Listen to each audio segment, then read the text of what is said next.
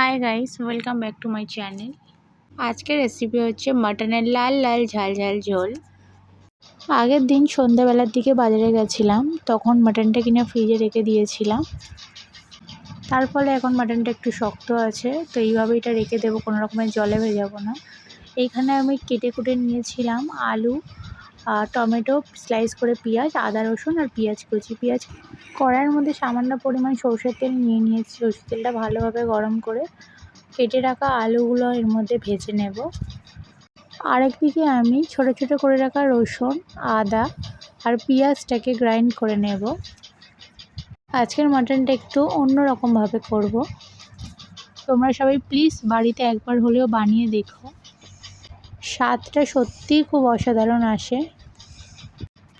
এইভাবে নেড়ে চেড়ে আলুটা লাল লাল করে ফ্রাই করে নিতে হবে মিডিয়াম টু হাই ফ্লেমে। যেহেতু এটা প্রেশার কুকারে যাবে, তাই অতটা ভালোভাবে সিদ্ধ না হলেও হবে। ভাজতে ভাজতে অল্প একটু নুন দিয়ে দিও, যাতে আলুর মধ্যে আলু ভাবটা লাগবে না।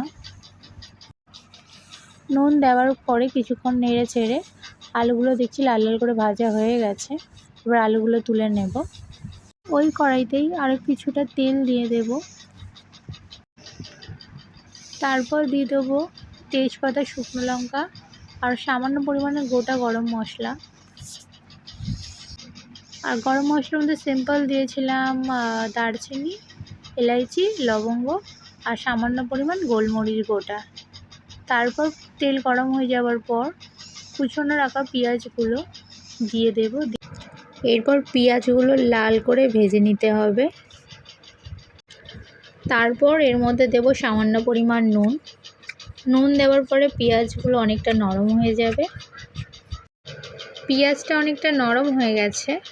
এবার ফ্লেমটা হাই করে পেঁয়াজটা লাল লাল করে ভাজবো। এখনকার যুগে মিক্সার আসার পরে শিলনোড়ার ব্যাপারটা বেশ উঠেই গেছে বললে চলে, কিন্তু শিলনোড়ায় বাটা মশলার টেস্টটাই একদম আলাদা। কিন্তু ওই যে কিছুটা সময় বাঁচাতে আর কিছুটা নিজেদের শরীরকে কষ্ট না দিতে, তার এই ব্যবস্থা। তো যাই হোক, এখানে গ্রাইন্ড হয়ে গেছে। এবার দিয়ে দেব পেঁয়াজের মধ্যে মশলাটা। আর এখানে পেঁয়াজটাও আমার অনেকটা ভাজা হয়ে গেছে লাল লাল করে। এরপরে দিয়ে দেব বেটে রাখা আদা রসুন পেঁয়াজ, দিয়ে খুব ভালোভাবে নেড়ে চেড়ে নিতে হবে, নাহলে ওই কড়ার নিচে হালকা হালকা লেগে যেতে পারে। তারপর চামচের সাহায্যে ভালো করে মিক্সারের বাটিটা কুড়ে নিয়ে দিয়ে বেশ ভালো করে নাড়তে থাকলাম। যতক্ষণ না এই মশলাটা দিয়ে তেল ছেড়ে দিচ্ছে, ততক্ষণ এইভাবে নেড়ে নেড়ে কষাতে হবে। আর একদিকে টমেটোটা পিউরি করে নেব।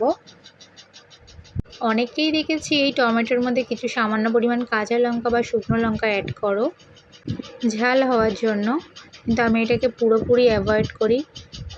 হাতে তো লাগেই হালকা ফুলকা, সেই হাতে দিয়ে মুখে ঢুকে দিই, ভীষণভাবে জ্বালা করে।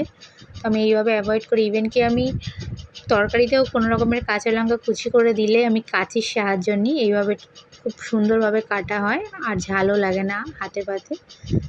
তো এইভাবে মশলাটা কষতে কষতে এখানেও সামান্য পরিমাণ নুন অ্যাড করে দেব। আমি এইভাবেই প্রত্যেকটা রান্নার স্টেপে আমি হালকা হালকা করে নুন অ্যাড করে নিই। পরবর্তীকালে একসঙ্গে নুনটা আমার বেশি দিই না আমি। আর এবার অ্যাড করে দেব টমেটো পিউরি। টমেটো পিউরি দেওয়ার পর খুব ভালোভাবে কষে নিতে হবে।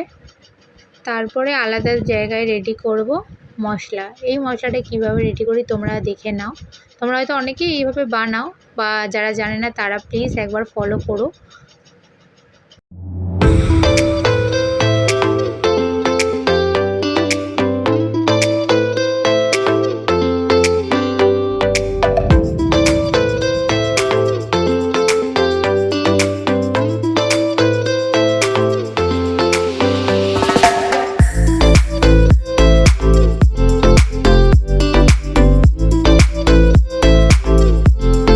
আরেকদিকে আমি কয়েক রকমের গুঁড়ো মশলা নিয়েছি, যেমন হলুদ গুঁড়ো, লঙ্কা গুঁড়ো, ধনে গুঁড়ো।